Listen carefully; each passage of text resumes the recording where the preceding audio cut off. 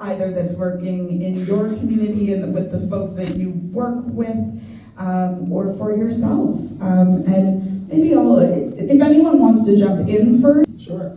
And I so resonate with what you were talking about, because my day job is in the field of public school education. And it is a space where it is really hard sometimes to go to work every day. And there are things like my life is split. So there's like the Jewish world stuff that I do, but the non-Jewish world stuff that I do, and being surrounded with, like, if you look at the list, the AHRA list, the 11 examples, I'm sure that you and I probably see all 11 just about every day. In different spaces, and so to have, as you mentioned, dedicated your life and your career to a field, and in an education space, it's tricky because you're working with kids who are growing into their own identities and figuring out how to be politically active, but then, by contrast, may not be getting reliable information. They may be exposed to educators who are very biased, who are giving them information in different ways. And we got data in one of the sessions earlier, but I think that a data piece that was missing, because they talked about how students are feeling and that statistical data, but I guarantee that the teachers and each other, the educators with each other, are also feeling that, because to go to work every day, and you know what your colleagues have posted on their social media pages. You see that they're protesting X, Y, and Z. You see the ways that they are like throwing like watermelon symbol things in clothing and on items every day, and they might be people that you've worked with for decades.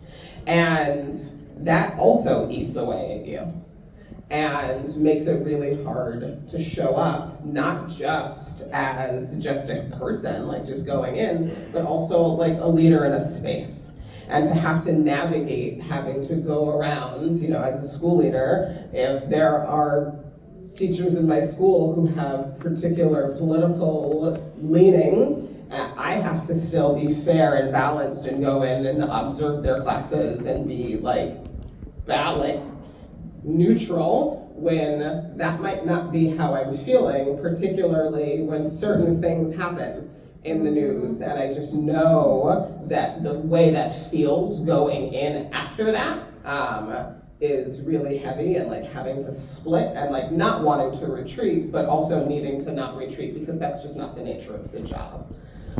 So those things are really hard to like be in those different like emotional spaces, and I just think that it's just, we're exposed to all of these traumas all of the time. And if you've ever done any trauma work, you know that like long-term exposure to trauma, it impacts our brains permanently. And the things that are triggered, so like when we have these incidents that are happening and we get them in our social media, we see them in all of these different spaces, it's triggering our like fight, flight, freeze response, but that part of our brain was not meant to be in control of us for this many days. And so we're exhausted. And so we're also going in and we're far from baseline because we are just like off, because it's just like, what plague are we up to in the world today? And it's just like day after day. And so I think that that's something that I really think about a lot, is also just supporting the people who are still in it. And in the different fields, I think that it shows up in different ways. It shows up in certain ways in hospitals. It shows up in different ways in interfaith spaces where each partner, not everybody works in the Jewish world. And so if you're working in the non-Jewish world, you're dealing with people on a day-to-day basis who have particular views, and it's a challenge to figure out how to educate and come from a place of empathy when we have like certain deep-rooted views that are happening, or that people are holding rather.